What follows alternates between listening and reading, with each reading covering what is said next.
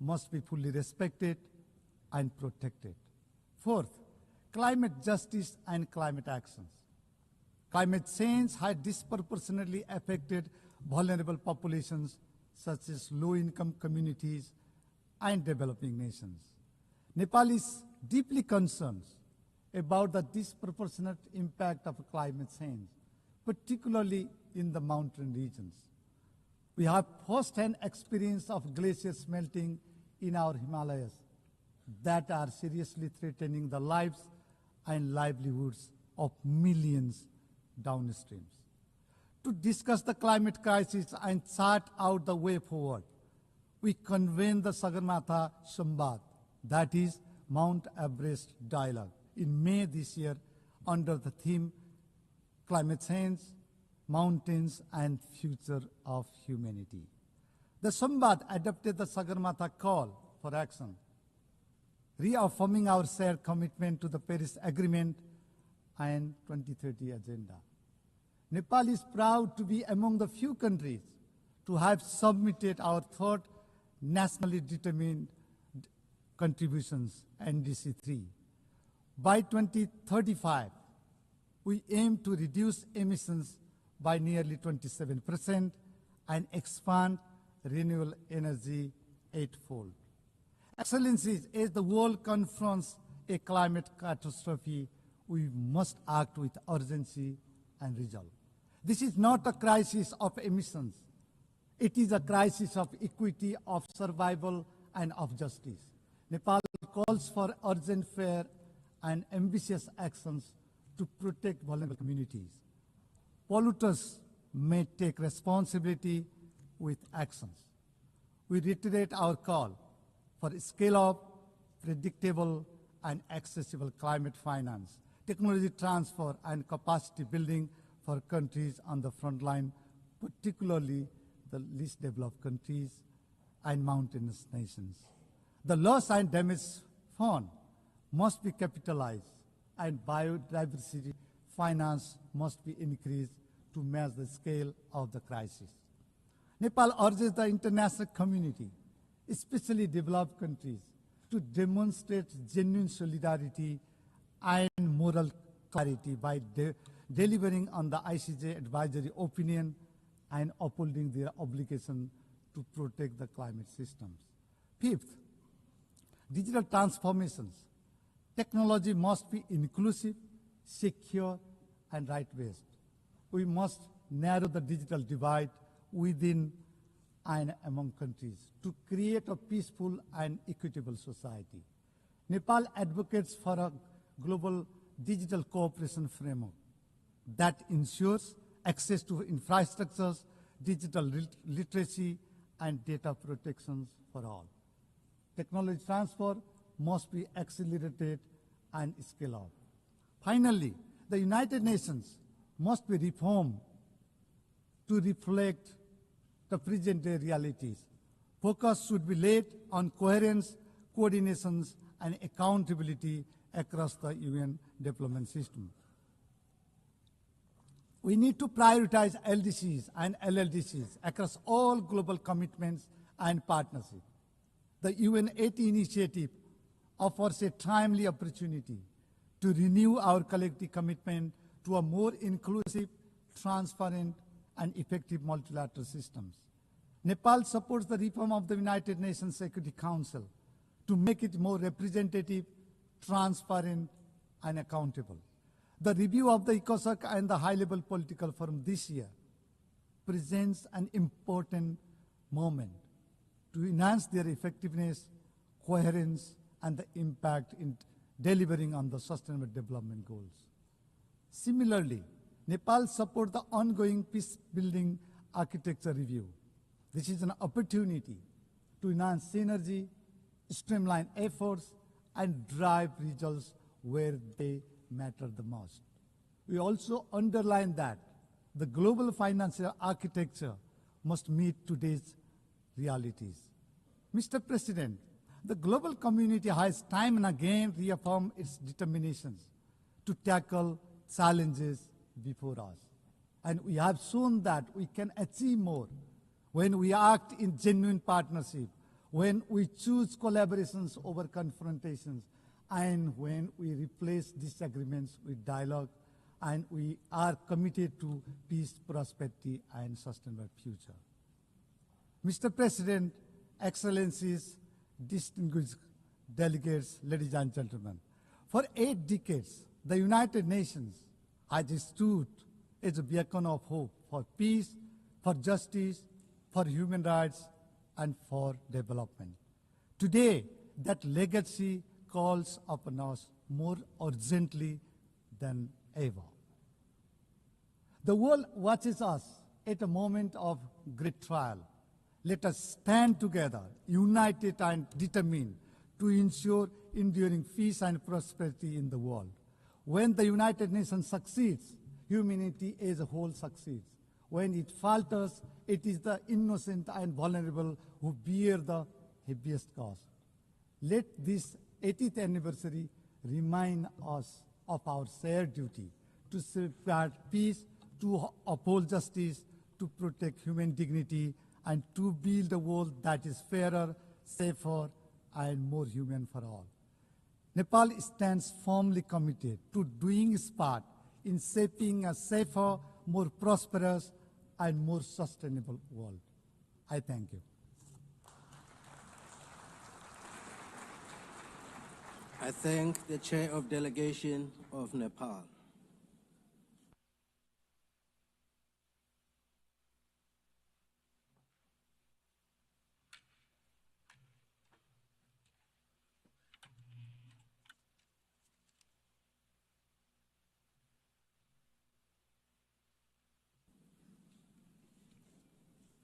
I now give the floor to His Excellency Muhammad Siat Douale, Chair of Delegation of Djibouti.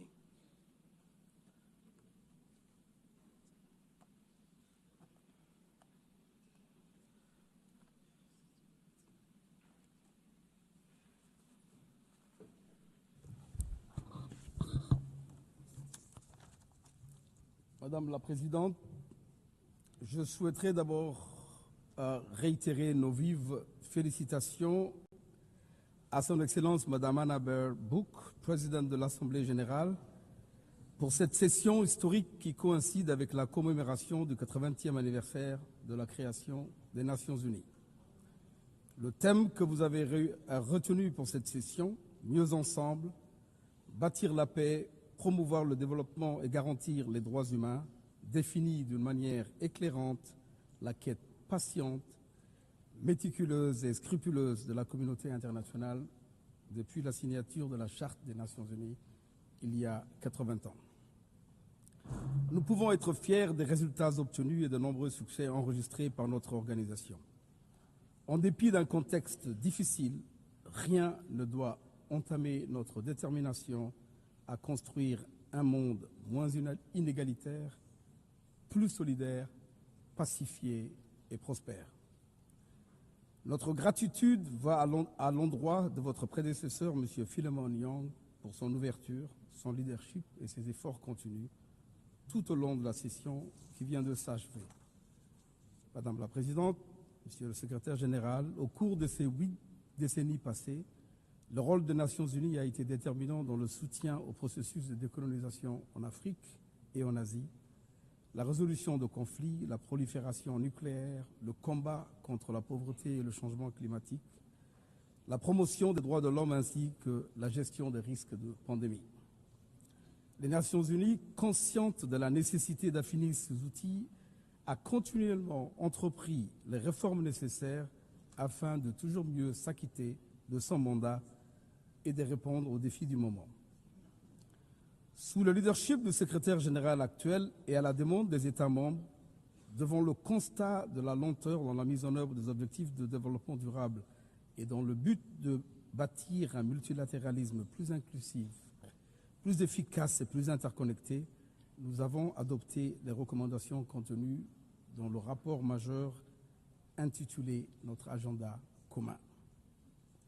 Devant l'imprévisibilité de l'avenir et l'aggravation de certaines tendances de nature à miner la coopération internationale ainsi que l'émergence de défis nouveaux, les contractants que nous sommes ont adopté un pacte pour l'avenir qui comprend un pacte pour le numérique et une déclaration sur les générations futures.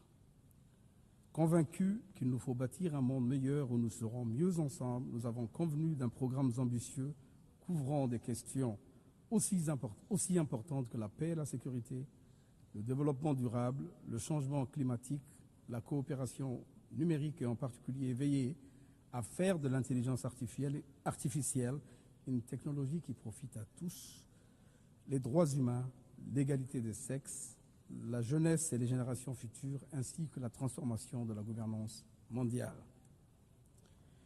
Ces accomplissements ne peuvent cependant masquer les conséquences dévastatrices causées par la fragmentation géopolitique et géoéconomique en cours. Les conflits prolifèrent et s'enlisent de l'Ukraine au Soudan, en passant par le Sahel. L'horreur indicible continue à Gaza. Les enfants y sont impunément assassinés au quotidien et la famine est utilisée comme arme de guerre, sans que la communauté internationale ne puisse efficacement arrêter le génocide en cours, comme vient de le rappeler le rapport de la commission d'enquête des Nations Unies en date du 16 septembre, élaboré sous la direction de la juge Navi Pillay. Les normes régissant l'usage de la force sont violées avec une régularité effrayante, comme l'illustrent les bombardements, les raids et les assassinats extraterritoriaux conduits par Israël. Nous condamnons l'agression terroriste contre le Qatar et la violation de sa souveraineté et intégrité territoriale. Au nom du président de la République, son Excellence M. Ismaël Omar Guelleh, nous réaffirmons notre solidarité à l'émir, son Altesse, cher Tamim Ben Hamed Al Thani, ainsi que le gouvernement et peuple frère du Qatar. Le Conseil de sécurité est paralysé par le recours devenu systématique du veto. Les droits internationaux et les normes qui nous ont guidés jusqu'à là sont dangereusement remis en cause. La crise de confiance entre États est aggravée par la grave crise de liquidité due à la persistance d'arriérés de contributions. Madame la Présidente, Monsieur le Secrétaire général, la République de Djibouti salue l'adoption récente du compromis de Séville issu du Forum sur le financement du développement. Cet accord constitue à nos yeux une étape importante dans la quête d'un système financier international plus équitable, plus solidaire, au service des objectifs de développement durable. Les chiffres sont tout aussi éloquents qu'alarmants. Le monde est confronté à un déficit annuel de 4 000 milliards de dollars pour atteindre les ODD. Les pays en voie de développement paient, en plus du service de la dette, qu'ils n'investissent dans la santé ou l'éducation. En 2023, 1 400 milliards de dollars ont été consacrés au service de la dette dans les pays à revenus faibles et intermédiaires. Plus de 50 pays dépensent aujourd'hui plus de 10% de leurs recettes publiques uniquement pour rembourser leurs dettes. Dans certains cas, ce taux dépasse les 20%. L'aide publique, quant à elle, accuse un recul préoccupant. Selon les derniers rapports des Nations Unies, seulement 17% des cibles sont en bonne voie d'être atteintes d'ici 2030, tandis que 37% sont en stagnation ou carrément en régression. Aucun des 17 objectifs n'est en passe d'être atteint dans sa totalité. La faim augmente, les inégalités se creusent et les conséquences du changement climatique frappent plus lourdement les pays qui ont le moins contribué au problème. Djibouti, bien que très faible émetteur, subit les conséquences disproportionnées de cette crise. Sécheresse prolongée, raréfaction des ressources en eau, désertification accrue, vagues de chaleur extrême et élévation du niveau de la mer qui menacent directement nos zones côtières où vit la majorité de la population.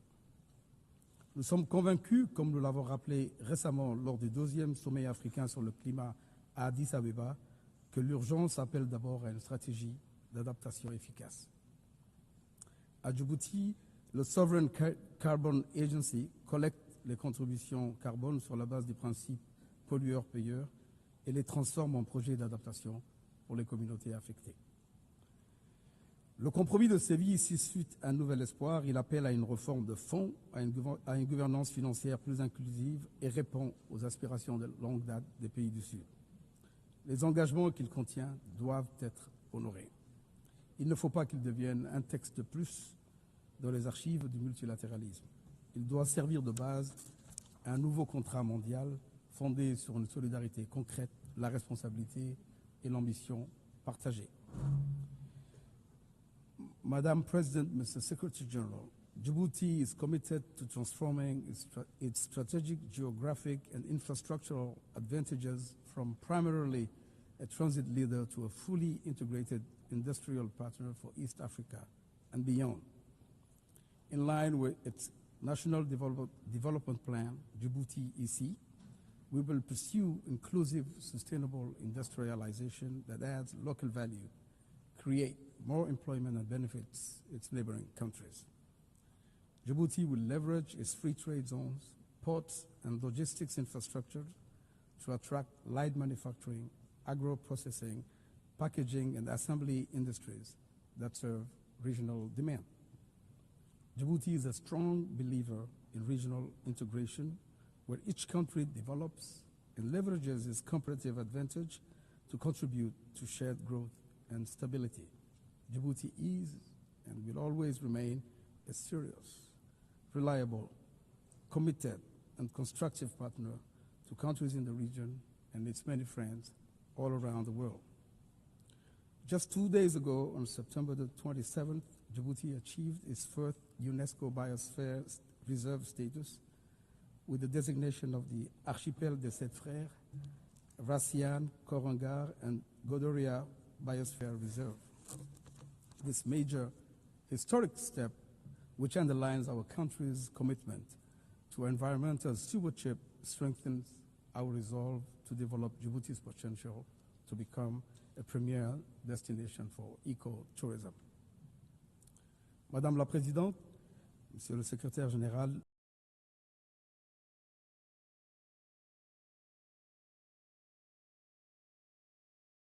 nous nous félicitons des progrès accomplis en Somalie dans les efforts de mise en œuvre de priorités nationales. Le programme de développement national et le plan de stabilisation. Nous demeurons cependant préoccupés par la menace que continue à poser la milice terroriste Al-Shabaab. Nous saluons la contribution des forces somaliennes, de l'Union africaine et des autres forces opérant légalement dans la lutte contre Al-Shabaab et reconnaissant les sacrifices immenses consentis. Nous soulignons l'importance cruciale de garantir aux forces africaines de l'EUSOM les ressources prévisibles en volume suffisant afin de leur permettre de s'acquitter de leur mandat dans les meilleures conditions. Djibouti est un contributeur important de l'Union africaine en Somalie, puis de sa transition ATMIS, avec des troupes stationnées dans des secteurs clés suivants: Beledweyne, Bulahawa et Jalalarsi, dans la région de Hiran, État de Hirshabelle. Face à la montée des attaques terroristes, Djibouti a répondu à l'appel de la Somalie en signant un nouvel accord en juillet 2025 permettant le déploiement additionnel de forces djiboutiennes afin de renforcer les efforts de stabilisation dans le pays. Il nous faut collectivement apporter un soutien robuste au gouvernement somalien afin de l'assister dans ses efforts. Nous ne pouvons tolérer que ces milices terroristes poursuivent leur campagne meurtrière contre les populations civiles, les forces somaliennes et les partenaires internationaux et ferment les couloirs humanitaires. Madame la Présidente, nous sommes extrêmement préoccupés par la poursuite des hostilités au Soudan dans ce conflit fratricide qui dure plus de 2 ans. Le bilan en perte de vies humaines est lourd. La destruction d'infrastructures civiles coûteuses perturbe les services essentiels tels que l'eau, la santé et l'électricité. La détérioration continue de la situation sécuritaire et humanitaire cause des déplacements massifs de population. Le Soudan, avec plus de 30 millions de personnes en besoin d'assistance selon les chiffres des Nations Unies, est confronté à une situation humanitaire catastrophique qui exige une réponse immédiate et coordonnée de la communauté internationale. Nous appelons à la fin immédiate des opérations militaires et à l'instauration d'un cessez-le-feu durable en écho aux précédentes résolutions régionales visant à désamorcer le conflit. Djibouti, enfin, réaffirme son attachement à la souveraineté, à l'intégrité territoriale, à l'unité nationale et à la stabilité du Soudan, conformément aux engagements régionaux et internationaux. Nous réaffirmons notre volonté de travailler en partenariat avec les acteurs régionaux et internationaux désireux de trouver une issue pacifique et durable à la crise et appelons en tout temps à placer au centre de nos efforts les intérêts de la population soudanaise et la stabilité régionale. Madame la Présidente, lors de la signature de la Charte des Nations Unies et de la création des Nations Unies, la communauté internationale, tirant les leçons de la Ligue des Nations, s'était engagée à tout mettre en œuvre afin d'épargner à l'humanité le fléau d'une nouvelle guerre. Il semble que la promesse d'un monde sans guerre ne soit pas tenue car nous faisons face aujourd'hui à un certain nombre de situations de conflit, certaines d'entre elles particulièrement horribles. Le conflit le plus dévastateur, aussi vieux que les Nations Unies, demeure l'agression continue d'Israël et l'occupation des terres de Palestine. L'horreur indicible qui y règne exige une action urgente de la communauté internationale, au-delà des mots et des condamnations sans conséquence. À Gaza et au West Bank, pour les Israéliens, tuer semble être la plus innocente des occupations. Pendant que la communauté internationale s'attelle à la revitalisation de la solution à deux États, Israël, elle, est occupée à enterrer non seulement l'idée de deux États, mais également la possibilité future d'un État palestinien viable et souverain. Leur vœu le plus cher, c'est de compromettre la solution à deux États et d'enterrer la paix sous les décombres de la colonisation et de la militarisation. Mais c'est bien sûr une mission vouée à l'échec. Le peuple palestinien est résilient, courageux.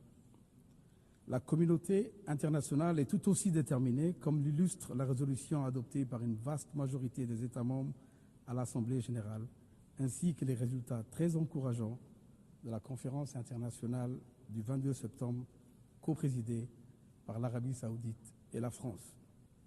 Nous ne le répéterons jamais assez, la solution à deux États est la seule capable de répondre aux aspirations légitimes du peuple palestinien et de faire advenir une paix durable.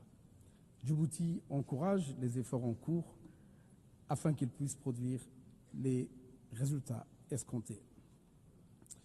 Madame Judge Navi Pillay admonished, the Security Council must not be the graveyard of conscience, and to this, President Gele recently added, neither must the General Assembly nor any of its member states. Madam President, Mr. Secretary General, the dispute concerning the Ras Dumera area and Dumera Island and Mount Dumera on the land/maritime border with Eritrea, as well as the situation of its prisoners of war held incommunicado, remain unresolved. As we did in previous years, we renew our readiness to work with our neighbors in order to find a peaceful and negotiated solution on the basis of international law. The Republic of Djibouti solemnly reaffirms in this anniversary year, when we celebrate the 80th anniversary of the signing of the Charter of the United Nations, and as required by Article 33 of this fundamental document, its proposal to negotiate either through bilateral means, mediation, conciliation, recourse to the International Court of Justice, or arbitration to settle the dispute in a legally binding and definitive manner. Madame la Présidente, Monsieur le Secrétaire général,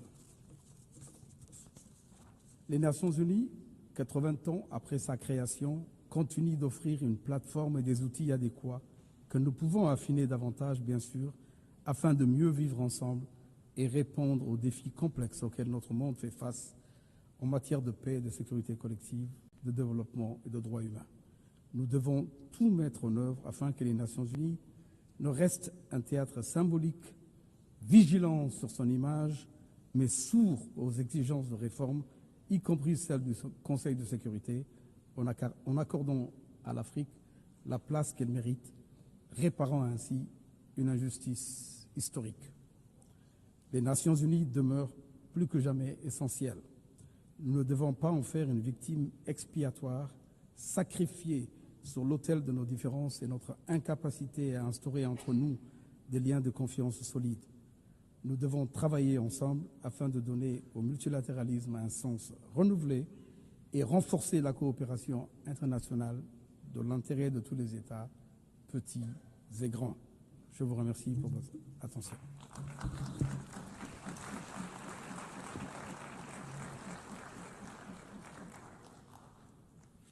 I thank the Chair of Delegation of Djibouti.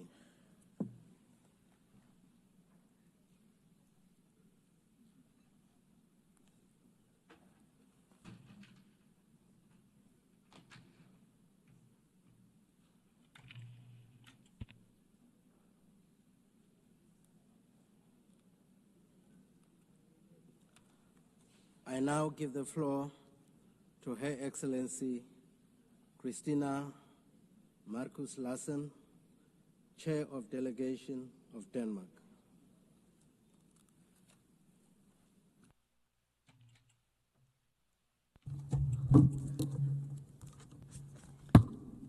Thank you, Mr. President. Mr. President, distinguished delegates, friends, and colleagues. 80 years ago, representatives from around the globe came together to establish the United Nations. My country, Denmark, was part of that historic moment. But many other nations were not given that opportunity. In 1945, the world was still a world of empires, of colonies and dependent territories that were not free to choose their own political destiny.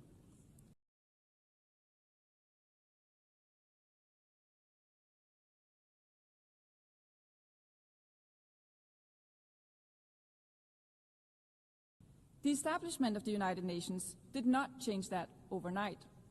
Yet, it set the world on a course toward a radically different order. An order based on the equal rights and self-determination of peoples and of nations, large and small, a rules-based international order. As this order grew into being, the world saw tremendous progress. More than 1 billion people were lifted out of poverty. Standards of living and life expectancies rose. A network of economic, political, social, and cultural relations across the globe were formed. It even seemed that wars between states were becoming a thing of the past. In recent years, this path has been broken. Wars are back. Extreme poverty is on the rise. International law is under pressure. Does this mean that the United Nations has become irrelevant? Of course not. The conclusion is the opposite. The UN is as essential as ever. Without the UN, the world would be in a much worse state. But as the world is changing, so must the United Nations. Excellencies, last year we agreed on the Pact for the Future. We committed to updating global governance, doing away with historical injustices of the existing system, expanding the Security Council and reforming the international financial architecture, bringing about a system that delivers for all. This year, the Secretary General presented his UN80 reform initiative. I thank the Secretary General for his bold act of leadership. I encourage and expect more concrete proposals on how to adapt the UN system to new realities, making hard choices. And I ask fellow member states to engage constructively in the process. Excellencies, as an elected member of the Security Council, Denmark works towards ensuring that the Council fulfills its vital mandate. towards safeguarding international law, including international humanitarian law, and ensuring that the voices of those affected by conflict are heard by the Council. At times, we succeed with fellow members through a shared sense of purpose. Too often, however, results are not possible. Too often, the Security Council is divided, unable or unwilling to act. The costs of inactions are felt around the world, from the raging war in Sudan to the erasure of women's rights in Afghanistan, from the spiraling gang violence in Haiti to the crisis in Myanmar, to the instability across the Sahel, not to mention the horrible situation in Gaza.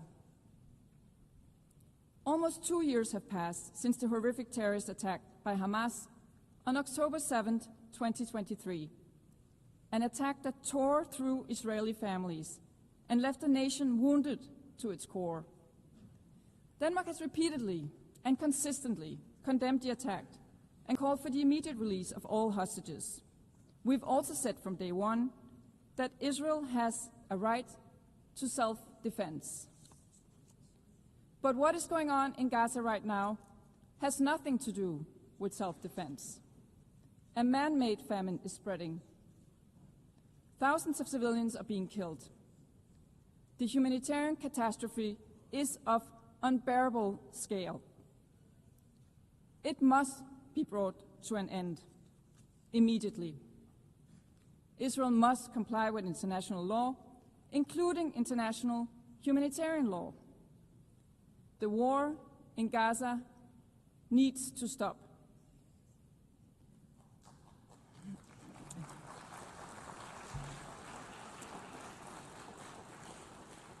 The two-state solution remains the only solution to a lasting peace for two peoples, both deserving of security, both deserving of dignity.